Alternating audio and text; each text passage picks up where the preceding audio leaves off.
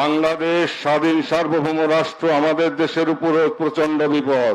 ষড়যন্ত্র চলছে মুসলিমদের বিরুদ্ধে, ষড়যন্ত্র চলছে দেশের স্বাধীনতা ও সার্বভৌমত্ব গ্রাসের। পরিস্থিতি মোকাবেলায় দেশবাসীকে ঐক্যবদ্ধ থাকার আহ্বান জানালো জাকের পার্টি। সংগঠনের সম্মেলনে অংশ নিলেন হাজার হাজার মানুষ।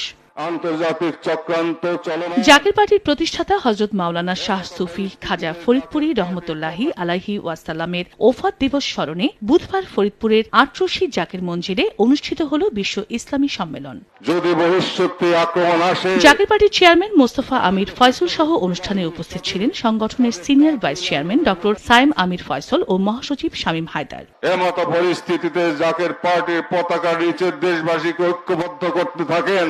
দেশি বিদেশি ধর্মপ্রাণ মানুষ, ইসলামী চিন্তাবিদ, শিক্ষাবিদ সহ নানা শ্রেণী পেশার হাজার হাজার মানুষ অংশ নেয় বিশ্ব ইসলামী সম্মেলনে। তাহলে দেশের সময় সংবাদ, ফরিদপুর। কাঁধে কাঁধ মিলে আমরা মোকাবেলা করতে